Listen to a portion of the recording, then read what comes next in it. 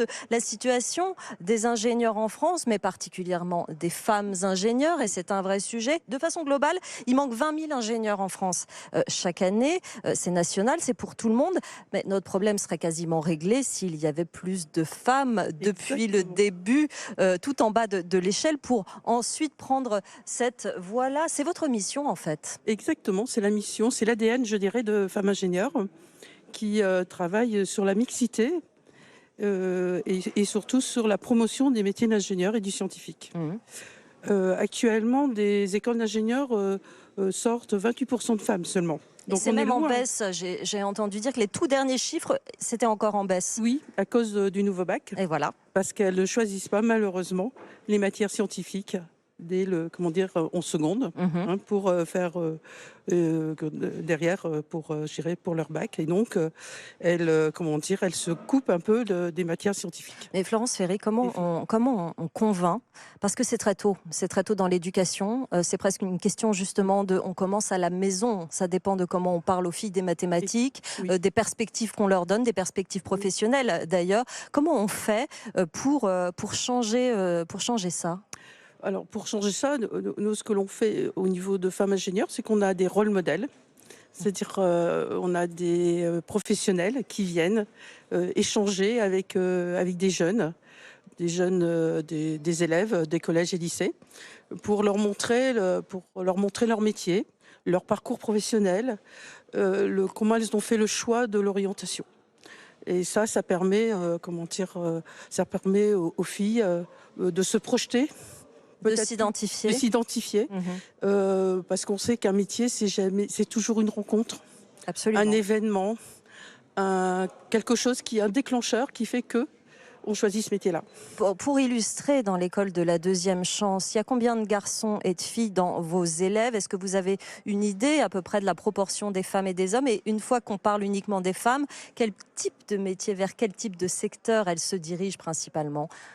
Alors Alexandra. effectivement, ces dernières années, on était sur une parité quasiment. Là, cette année, on voit une baisse du public féminin. On se faisait la remarque. Alors quand on a ouvert en 2017 déjà, on se faisait la remarque, mais où sont les femmes? En 2018, on les a vues réapparaître et là, de nouveau, on les voit disparaître. Alors, les femmes, elles sont... alors, nous, de toute façon, de manière générale, nos publics sont très attirés par les métiers du commerce, en fait. Oui.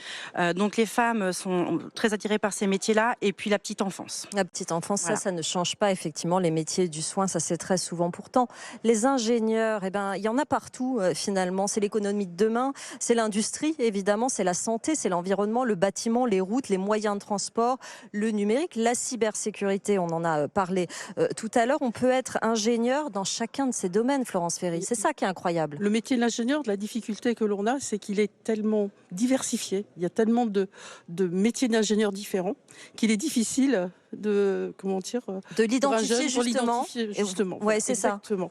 Et donc, c'est pour ça qu'on organise notre forum Ingénieur, c'est pour moi.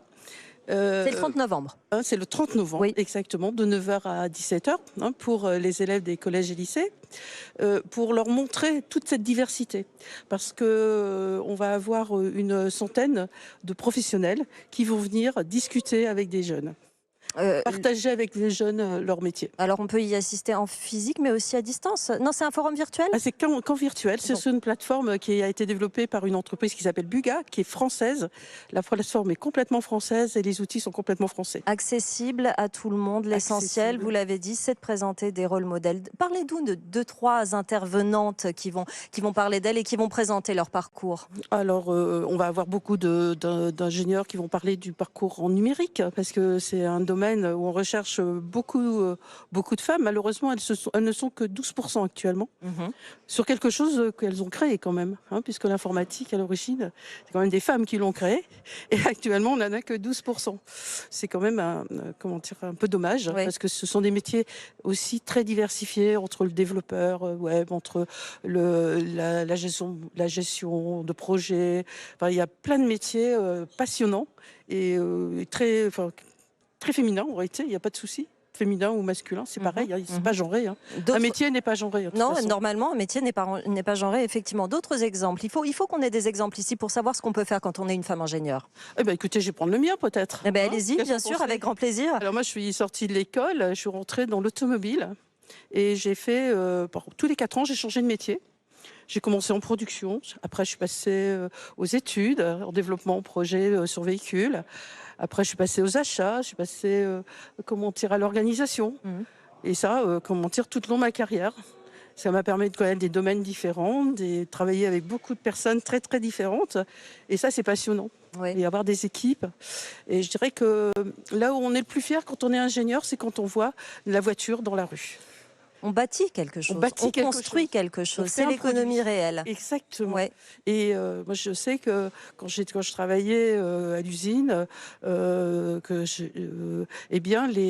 le monde était fier du produit qui était sur la, qui sortait et qui était sur la route. Voilà, un forum. C'est une vraie fierté. Ça s'appelle Ingénieur, c'est pour moi, ce forum virtuel. Ce qu'on peut dire aussi peut-être, Florence, c'est que comme vous l'avez fait, on fait carrière. On fait carrière quand on est ingénieur. Oui. On voit beaucoup de choses, beaucoup de métiers différents, Oui. beaucoup d'entreprises. Est-ce qu'on est bien payé? Plutôt bien. On est bien Oui, payé, on ça, est bien ça payé, paye bien oui, ces oui, études-là. Oui, ça C'est paye important bien. de le dire. Oui, parce que la sortie déjà, il faut compter à peu près pour un jeune ingénieur qui sort de l'école 3 fois le SMIC. C'est Ouais. quand même pas mal. En début de carrière. En début de carrière. Et après, ça va progresser en fonction de, des responsabilités que l'on prend, des fonctions que l'on prend,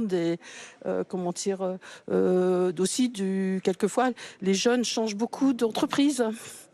Donc, ça leur permet d'acquérir des compétences et donc de les valoriser derrière. Pour terminer, ils sont changeants, les jeunes, effectivement. Et ce qu'on Oui. a dit, ainsi qu'ils ont besoin de sens dans le travail. Alors, on voit bien le sens d'être ingénieur, évidemment. Il y a une vraie mission derrière. On construit, on bâtit de ses mains. Mais ça demande aussi énormément d'heures de travail. Est-ce que les nouvelles générations sont prêtes à ça? C'est peut-être aussi un de ces problèmes, Florence, qui est posé. Moi, je dirais que l'ingénieur, il a une mission à faire et des objectifs à atteindre. Après, derrière, les heures, on les adapte. Hein. On peut très bien, éventuellement, avoir une demi-journée libre et puis récupérer derrière. C'est pas, je dirais, il est le maître de son emploi du temps. Oui, Hein. il est maître de son emploi du temps et aussi il a la Oui. possibilité dans l'économie d'aujourd'hui soit d'être salarié, Oui. soit de créer sa propre structure et donc Oui. d'avoir cette liberté, même si on travaille beaucoup, Oui. avoir cette liberté d'entreprendre. Exactement. Et je crois que là, je vais vous donner un exemple. Hein. J'ai rencontré 2 jeunes qui ont envie, ils sont en seconde, ils ont envie de créer leur entreprise et travailler dans le numérique.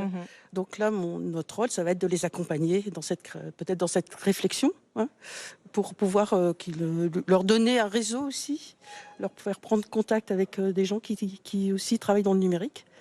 Et ça, je pense que le forum est là pour ça. Le forum est là pour ça et Ça, le pour forum est avoir là des pour convaincre aussi les filles. C'est hyper important. Ingénieur, c'est pour moi, c'est le nom de ce forum virtuel qui a lieu le 30 novembre, toute la journée. On a dit à partir de 9h. À partir de 9h jusqu'à 17h. Vous pouvez vous inscrire sur le site Femmes Ingénieurs. Voilà. Voilà. Et donc, vous pourrez assister à ces rencontres virtuelles avec ces femmes, ces rôles modèles dont on a Oui. tellement besoin dans ce secteur. Merci beaucoup, mesdames, d'être venues Merci nous à voir. vous. Merci Florence Ferry, déléguée régionale Normandie de Femmes Ingénieures.